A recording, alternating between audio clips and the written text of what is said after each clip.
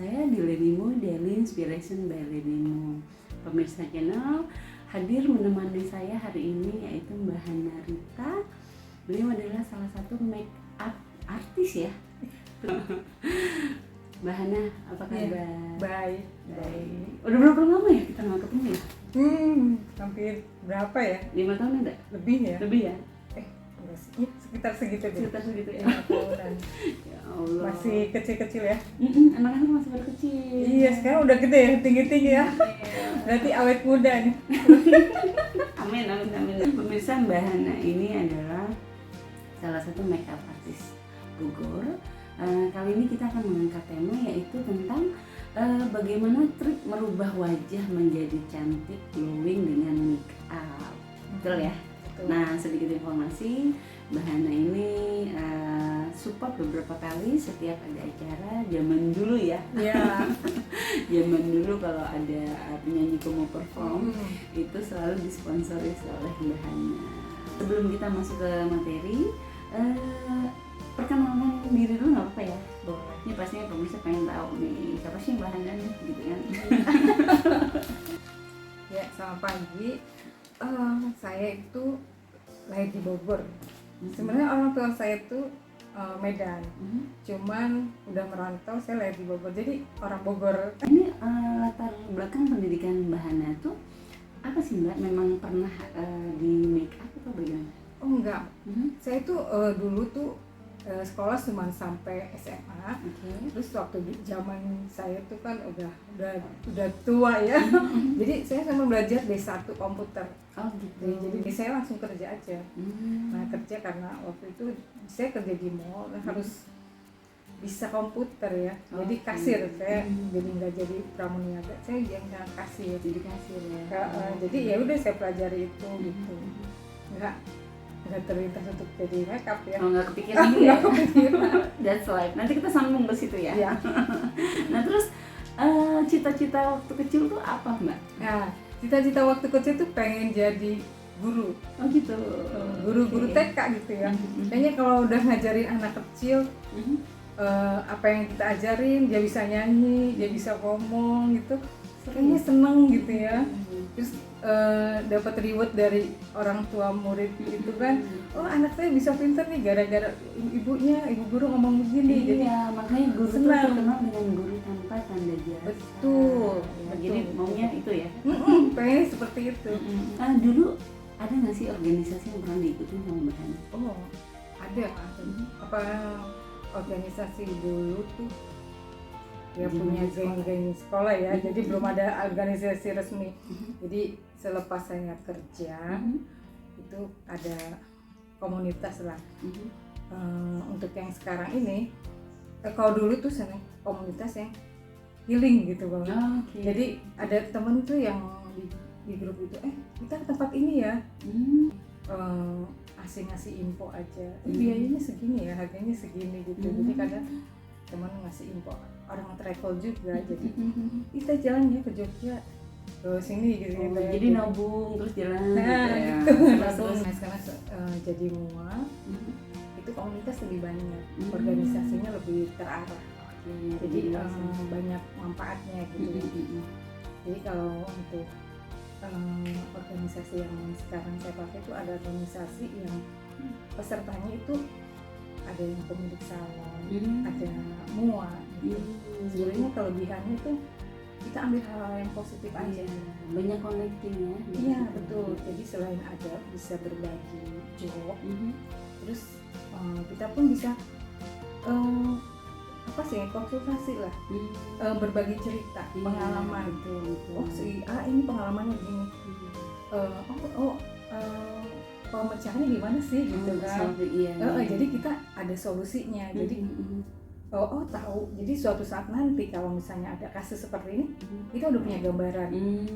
Karena berbagi cerita tadi. Betul. Ya, betul. Terus ada triknya juga. Ini pengalaman seru lah. Seru ya. Seru banget. Karena memang kalau udah kita ketemu orang, Betul. bersilaturahmi itu pasti selain manfaat ya pastinya kita nggak ngerasa kesepian. Betul. Ya, gitu. Nah, bagaimana sih dulu Mbak Hana ini memulai usaha di bidang MUA?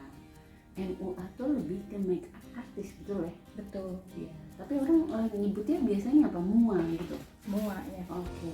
Jadi waktu itu kan saya bekerja di perusahaan kosmetik. Jadi perusahaan kosmetik ini saya lebih ke marketing ya. Oke. Jadi di otak saya kan hanya buat target, ada penjualan, dan saya punya tim gimana caranya supaya banyak kegiatan, banyak, kalau semakin banyak kegiatan itu kan berarti kalau kita mempromosikan brand Iya, supaya pemasukan makin banyak ya. betul bisa dikenal orang dan orang tuh bisa membeli produk gitu kan. Orang mama saya kan sempat sakit keras Bu, jadi saya memutuskan untuk saya berhenti bekerja. Gimana caranya supaya saya bisa fokus merawat mama saya. Gitu. Jadi Ya. landasannya itu ya. Betul. Saya tuh sebenarnya nggak mau ninggalin kerjaan gitu ya. Nah tapi itunya waktu setelah mama saya meninggal dunia, terus saya ada tim kan, mau make up enggak gitu kan. Gimana ya, lah akhirnya saya belajar untuk memperdalam ilmu lagi. Dari itu saya belajar nih untuk kayaknya punya lihat temen itu seneng ya jadi mua. Kepikiran enak jadi mua itu nggak harus jualin produk. Jadi kita beli produk ya udah kita aplikasikan ke klien. Jadi sambil menyelam minum air ya. Betul. Enaknya seperti itu. Jadi kalau dulu di kosmetik kan saya memang harus diberi training. Jadi ada training, oh ini diaplikasikan untuk ini. Jadi saat saya promosiin saya tahu. Cuma saya nggak pernah kepikiran untuk jadi mulai gimana. Yang di otak saya omset. Karena Nggak kebayang bakal praktekin si betul atau make upnya ini ya. Oke. Udah saya punya tim, jadi saya pasti kan memilih mana nih tim yang jago make up, mana yang jago jualan. Jadi kalau misalnya ada yang make up, ini saya suruh tim saya ini. Jadi yang sekarang malah tim saya udah jadi make up, udah jadi mua hebat gitu. Sebenarnya itu secara nggak langsung udah jadi guru juga. Betul. Ya? Betul. Karena walaupun bagaimana kan sebetulnya peran guru tuh dari berbagai ilmu tuh bisa dikatakan guru ya. Iya. Jadi karena mengasah ilmu, betul, semakin jualannya jalan, dan ternyata untuk mengaplikasinya juga dapat. Iya. Bahannya kan udah banyak pasti ya yang make up sama bahanannya. Itu kita belum masuk ke trik nih. Itu pernah sih ya sih Mbak ada kendala pada saat bahan make upin, karena setiap orang kan berbeda nih kalau mau di make upin, ada yang cocok, ada yang nggak cocok. Itu gimana Mbak untuk mengantisipasinya? Satu, kalau untuk mua, ini sebelum itu kan mua itu bukan hanya untuk makeup artis ya, sebenarnya makeup cantik. Kalau kendalanya itu kan kadang kita sebagai mua harus bisa mengerti, menguasai seorang klien. Oke, jadi maunya si klien tuh maunya seperti apa? Betul. Jadi konsultasi dulu sebelum make up ya? Iya. Oh, jadi kita lebih ke ngobrol dulu. Si klien itu maunya apa? Terus jenis kulitnya apa? Jadi kita tahu supaya si customer juga paham. Kita mengerti, oh itu jangan pakai warna yang terlalu terang. Kita udah pasti kalau kita make upnya selera kita kan belum tentu selera dia. Betul. Oke. Jadi harus ada komunikasi. Jadi seorang mua itu harus bisa mengerti supaya si klien juga, kalau misalnya kita nih nggak cocok nih di klien, kitanya enggak, jangan langsung. Oke, kita harus terima. Betul. Iya. Harus terima. Karena memang secara nggak langsung mua nih melayani jasa ya. Betul. Jasa, terus gimana caranya si klien ini harus puas dengan hasilnya. Nah, tujuannya kan ke situ ya. betul. Iya, masa ada make up misalkan di saya bagus belum tentu dia bagus. Betul. Oh gitu. Oke. Harus lebih banyak komunikasi sih. Komunikasi. Jadi kita harus lebih melayani lah si klien supaya mereka dia tuh bisa senang dengan hasil karya itu. Iya. Karena klien sekarang itu lebih perfect ya. Iya, betul. Malah lebih detail. Betul, lebih pintar lagi. Rasanya tebelan sebelah apaan sih gitu kan. Oh gitu. Betul, kok alisnya ini gitu ya. Jadi memang kita harus bisa memahami, kita harus lebih pintar dari si klien. Oh jadi mesti sabar juga ya? Pasti. Kalau nggak sabar nanti nggak dibayar. Ada pecuan ya? Nanti nggak ada pecuan. Oke, nah ini bagaimana sih pengalaman Mbak Hana ini kan setahu saya kalau untuk make up, udah pernah make up pengantin Mbak? Sudah. Nah yang saya tahu itu kan pengantin ini harus terlihat pangling. Betul. Ya. Nah apakah ada trik khusus atau prosesi khusus untuk seorang pengantin ini, apakah ada? Gimana Mbak? Oh ada pasti. Pastinya kalau kita udah pengantin, jadi kita harus ada komunikasi juga sama pengantin. Kita tanyakan dulu apakah si pengantin kita ini menggunakan perawatan dokter. Jadi kalau ada perawatan dokter kita hentikan dulu. Sementara kan pengantin itu harus benar-benar berjam-jam kan, Betul. tahan lama ya. Itu masih berapa jam Mbak? untuk make upnya. Paling lama itu 3 jam. Apa namanya? Untuk pengantin? Untuk pengantin aja. Dia bisa tahan seharian. ya? Durasinya sih lumayan. Bisa seharian. Harus Oh, seharian. iya. Makanya ada pantangan tadi salah satunya. Betul. Nah, udah itu jadi selain perawatan itu kan memberikan kenyamanan buat si pengantin supaya apa yang kita lakukan itu dia enjoy, dia senang dengan hasil make up-nya. Jadi sekarang kan si pengantin kan udah pintar juga ya nyari-nyari muat. Saya pengen nyari contoh-contoh. Iya. Terkadang si pengantin juga saya pengen seperti ini gitu kan dia. Tanganmu kan beda. Misalnya ibu sama make up, saya juga, tapi hasil kita pasti beda. Yang repot kalau saya mau kayak nanti jadinya Jennifer Lopez. Nah itu lebih repot lagi. Khusus Oke. skillnya harus lebih matang itu. Oh iya. Jadi memang tetap harus menyesuaikan dengan keterampilan si mua ya. Betul. Jadi nggak bisa, tangan kita tuh nggak bisa make upnya mau seperti ini, tapi setiap mua itu kan punya ciri khas make upnya masing-masing. Bisa seperti ini, tapi nggak seperti yang dibayangkan. Jadi make upnya itu kan seperti ini. Paling nggak agak mirip. Ya. Betul. Ya, agak mirip lah. Kalau dia mau make upnya Barbie seperti ini, kita bisa bikin konsep make up Barbie misalnya. Saya pengantinnya pengen kayak Barbie. Jadi bisa ya? Bisa.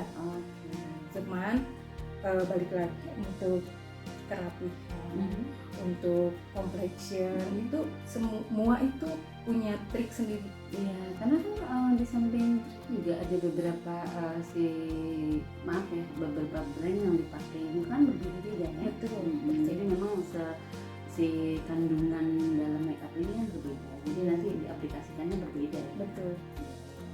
Lalu ada lagi.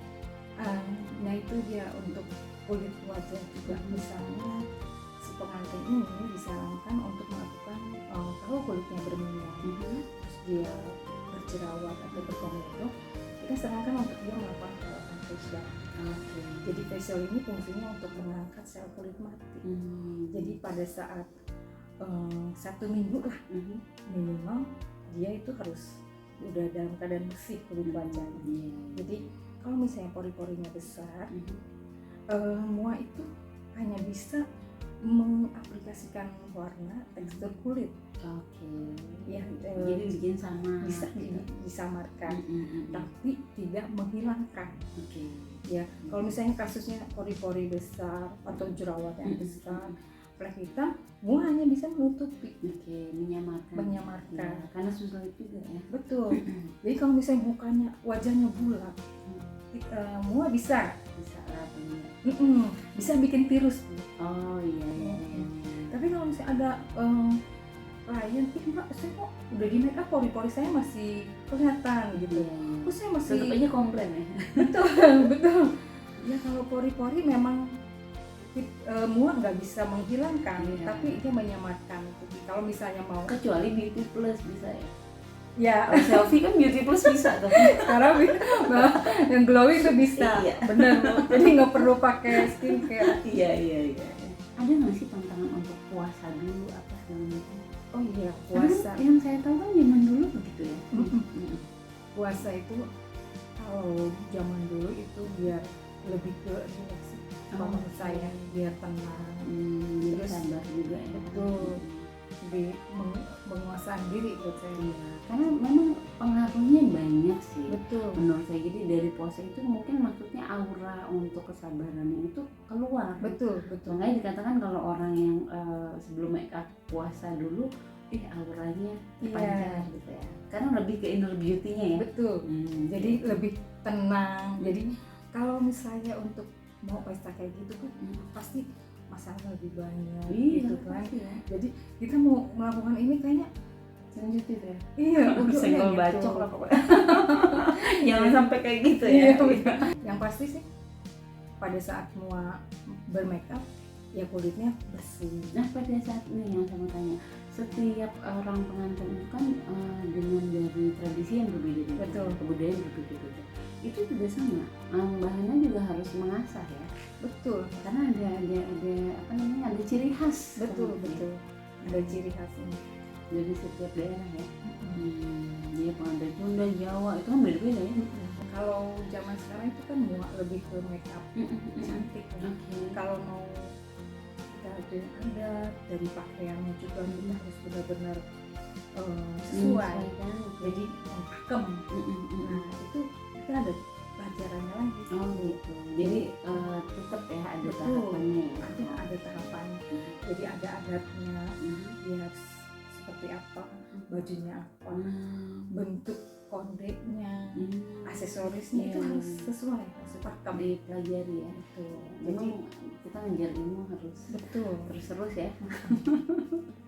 Nah ini Mbak, kita masuk nih ke temanya. Trik yang Mbak Hana untuk bisa membuat seseorang menjadi cantik dengan wajah yang berbeda-beda nih, ada nggak sih rumusnya Mbak? Ya rumusnya kalau mau pasti ada. Kalau kata zaman sekarang tuh racikan. Oh gitu. Rumusnya Ada ya? Ada. Beda. Jadi kita punya namanya dicampur gitu. Di blend. Jadi supaya kita mendapatkan hasil yang bagus ke klien, kita harus menyesuaikan dengan tekstur kulit supaya kelihatan lebih natural, glowing gitu kan. Jadi disarankan kalau misalnya kita pakai itu supaya si customer itu dia bermakeup tapi nggak kelihatan bermakeup. Jadi permainan kombinasi. Betul. Itu yang harus dipelajari. Dari mulai kombinasi terus pakaian apa itu penting juga Mbak yang mau dipakai? Iya. Oh, Jadi kita harus tahu juga. menyesuaikan. Jangan sampai misalnya pink terus warna bajunya misalnya. Iya. Jadi kalau misalnya kita mau makeup, saya makeupnya adat nih. Adatnya yang ini kita ambil warna bedatnya sesuai dengan si adat ini. Misalnya kulitnya yang agak kuning laksat misalnya. Jadi bisa menyesuaikan pakaian ya. Betul.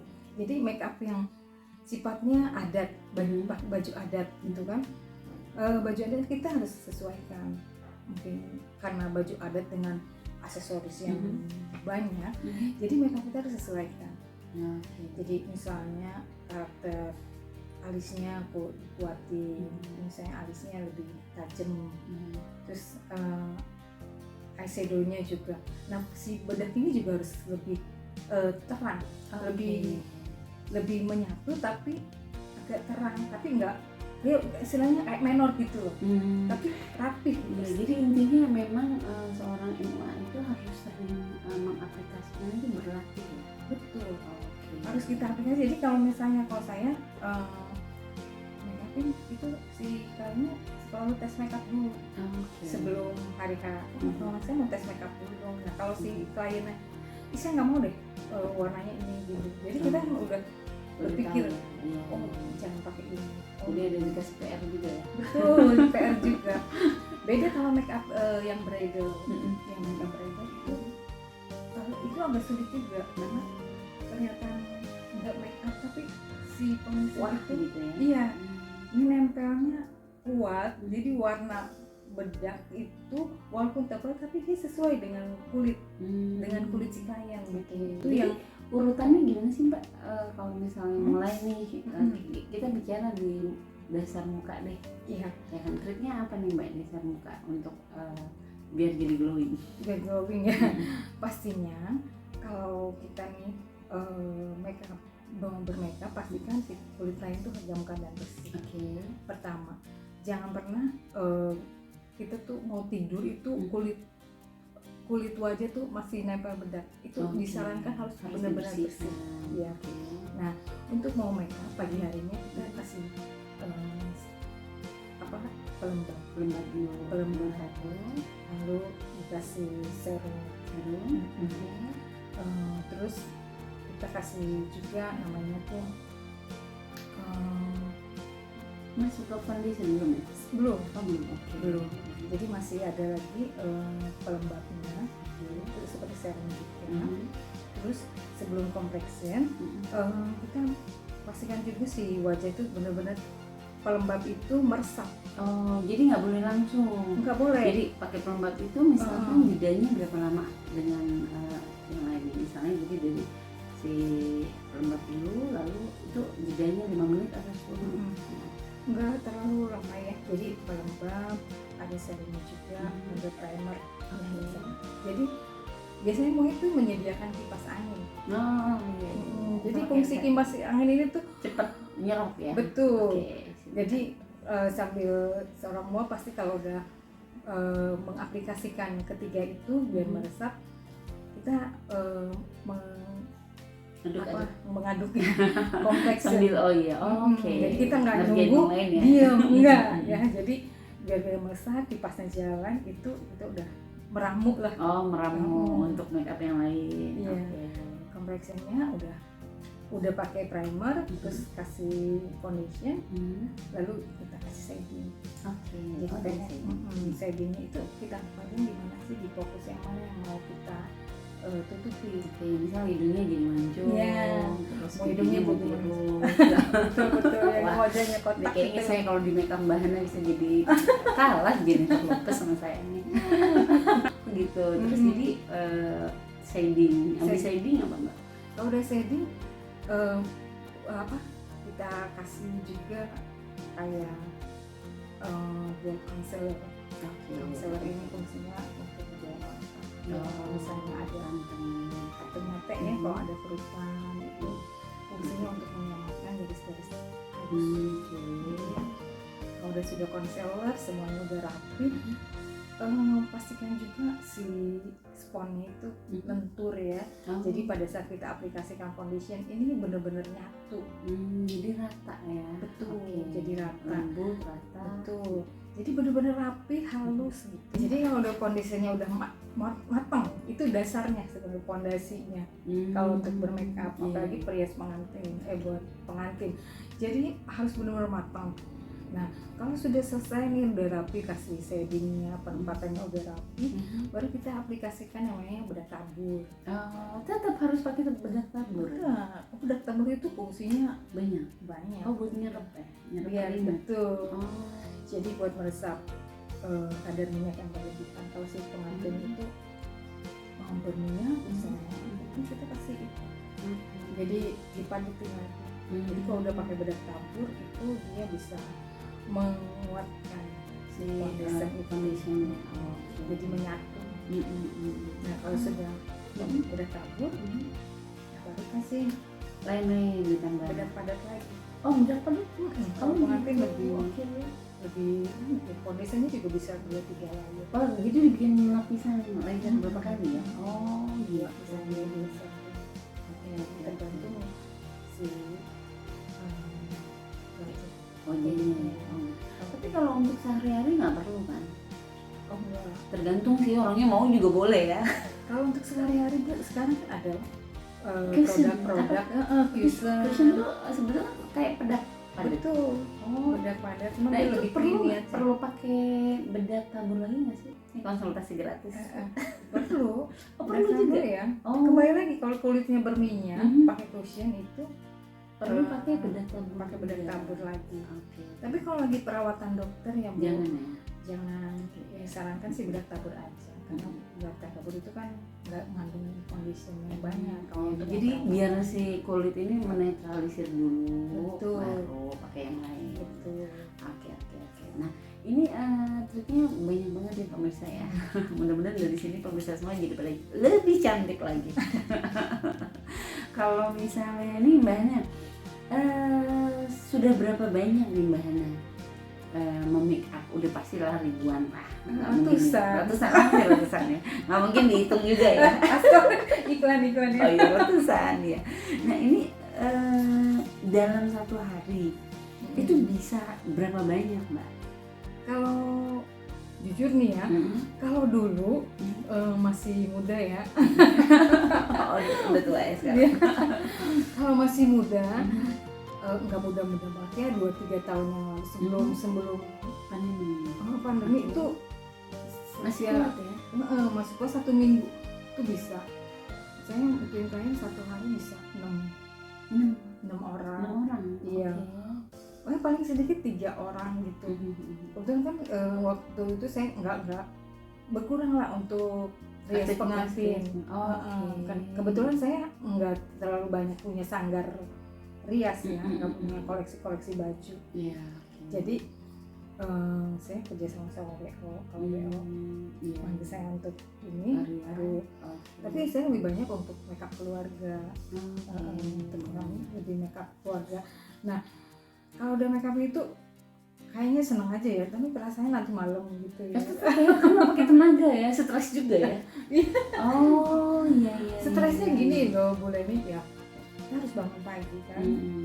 Kalau dia WA, saya mau makeupnya jam segini. Ibu mau makeupnya jam berapa selesainya berangkat. Kita harus banyak komunikasi. Saya jam 9 pagi saya harus berangkat. Berarti kan kita harus ngatur waktu dong. Berapa orang, berarti saya harus ngajak tim juga. Sebenarnya kalau saya sendiri kan nggak bisa, karena kan durasi waktunya kalau dulu kasihan dong klien yang lain kan. Terus kita juga berbagi rezeki juga buat semua-muanya. Ada acara ikut ya gitu loh. Fungsinya jadi punya komunitas semua itu berbagi enak. Berbagi. Ya, jadi lebih ke kualitas daripada kuantitas. Betul. Kuantitas. Jadi kalau misalnya cuma kalau banyak tapi hasilnya nggak pada puas ya. Betul. Nah terus pernah nggak sih Mbak dalam pekerjaan ini mengalami kendala atau kesalahan dalam pekerjaan yang benar-benar total? Pernah. Jadi sering sih enggak ya, nanti nggak kepake kalau sering. pasti awal pernah ya. Dulu awal sih pernah lah, alisnya saya kerik alis juga salah, terlalu tipis. Gimana antisipasinya itu? Antisipasinya ya kita bujuk aja ya, Bu maaf ya Bu, gitu kan, kita minta maaf karena memang kesalahan jadi ada saya. Tapi namanya seorang mua ya itu pasti sih ya, kadang make upnya, kadang kita telat juga di salahin gitu kan. Kita harus sudah bangun pagi, kita ternyata si kliennya juga bangun siang, jam 4 ya pagi, tapi mereka juga ada yang telat gitu kan. Tapi mua nggak boleh, nggak mungkin kan, jadi kita sabar aja. Nah kalau kita make upnya mua, make upnya diburu-buru juga kadang hasilnya nggak maksimal gitu. Itu saya jadi datang saya udah duluan sih ibunya karena mungkin sibuk ketiduran juga, jadi dikasih durasi waktunya tuh sebentar.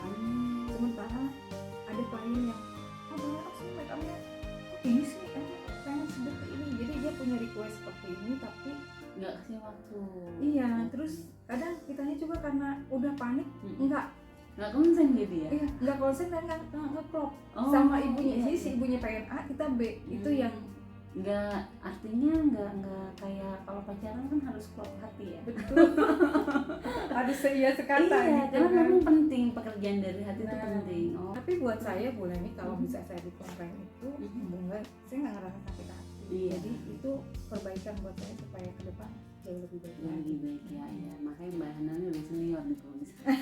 Udah ngalamin, komplain iya, apa segala macam ya. Aduh, udah ngerasain komplain gitu. Tapi saya percaya kesuksesan itu memang datang dari kegagalan. Betul. Ya kan, gitu. Terus harus dilatih sabar. Iya. Sekarang apalagi kan mua itu udah banyak ya. Udah apalagi Bersaing ya. udah bersaing, dia lebih rapi, dia lebih bagus, dia punya portofolio yang kameranya juga lebih banyak gitu ya. Jadi buat saya ini, saya buat mua senior mau nggak mau saya harus ngikutin.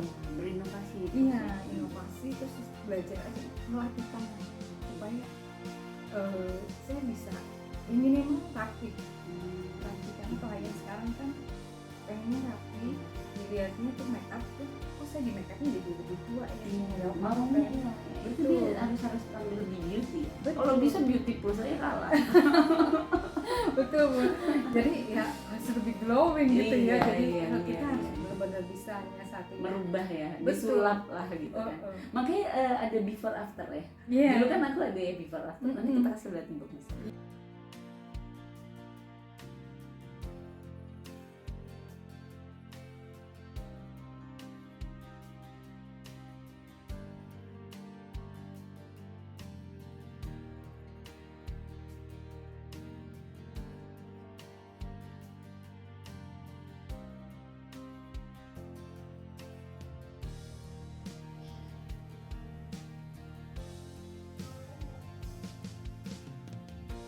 Iya. Jadi ada before afternya, oh seperti ini gitu. Jadi before after itu selain untuk kita Memperlihatkan hasil kelihatan, jadi kita juga bisa melihat, oh harusnya aku kurang segini ya. Jadi buat ngoreksi mua juga Iya, iya. supaya Lebih baik lagi. lebih baik lagi gitu. Belajar terus aja.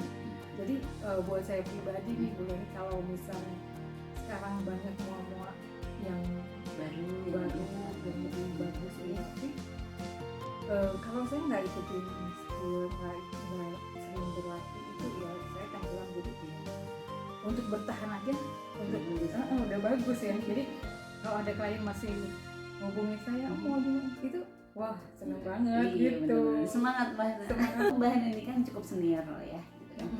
Ada nggak sih saran-saran buat para make up remaja atau make up yang pemula nih Mbak? Sarannya ya pasti mereka udah ini ya, udah menguasai semua. Ini saran saya ya, untuk pemula harus kuat aja, kuat mental, buat stamina-nya. Karena kan mua yang Gen Z ini wah luar biasa juga semangatnya ya. Karena ada yang mereka bawa motor banget pagi sendiri, itu luar biasa. Yang pastinya buat mua ya, Jadi kayak lagu ya, pulang pagi demi mendapatkan cuan. Iya, jadi tetap ya kalau mua tuh kelihatannya simpel gitu, tapi tenaga juga dipakai. Wah, tenaga dipakai. Bayangin, kalau mua itu harus bangun pagi di saat semua tidur. Iya, karena kebanyakan make up tuh pagi ya, Betul. acara pagi. Kalau angkatnya jam 7, kita harus mulai make upnya jam 3, setengah 4 lah gitu. Jadi orang-orang tidur, kita mau sudah bangun. Kita harus bangun. Nah itu, mau itu harus jaga kesehatan, dan keselamatan kerja juga. Ya, karena udah cantik apa sekarang kan di jalan juga udah cantik, kita harus integral ya. Terus ya semua juga harus bisa komunikasi juga. Terus jangan gampang baperan. Iya, baperan gitu. Jadi ya anggap aja keluhan, kita dimarahin sama klien itu pembelajaran, memotivasi kita supaya kita bisa lebih kuat lagi, terus kita bisa lebih baik lagi.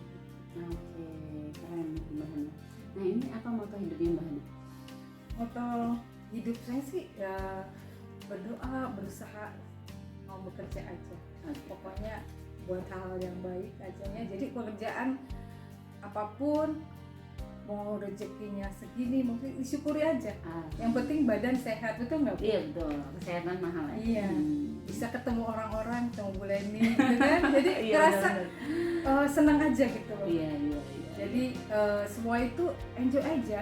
Jadi setiap manusia itu pasti ada problem, betul nggak? Betul. Jadi kita dari nikmati. kita berkasih. Iya benar. Jadi beban hidup kita udah banyak ya, jangan Iya. itu, udah nikmati aja. Yang penting sehat, udah semuanya bisa berjalan. Iya, oke. Keren Mbak Hana.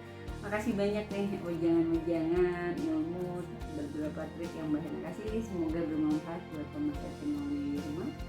Nah, pemirsa, saya pamit undur diri. Terima kasih dan salam dari Mbak. Makasih Mbak. Terima kasih ya Bu, Iya, saya sudah diundang. Dan tes namanya. Mbak Hana, kita punya program jawab cepat. Nah, Ini mengasah juga nih keterampilan. Nah, Mbak Hana, hitungan ketiga. iya. Oke. Oh, deg-degan amat ya? Iya pasti. Tenang Mbak Hana. Sebutkan 3 kata kunci sukses. Berdoa, berusaha, bekerja. Oke. Sebutkan 3 hal yang bisa buat Mbak Hana nangis. Nangis, nggak punya duit, banyak pikiran, sakit gigi kayaknya. Oh ini jawabannya oke banget. Ketiga, sebutkan 3 kosmetik yang paling dipakai wanita sehari-hari.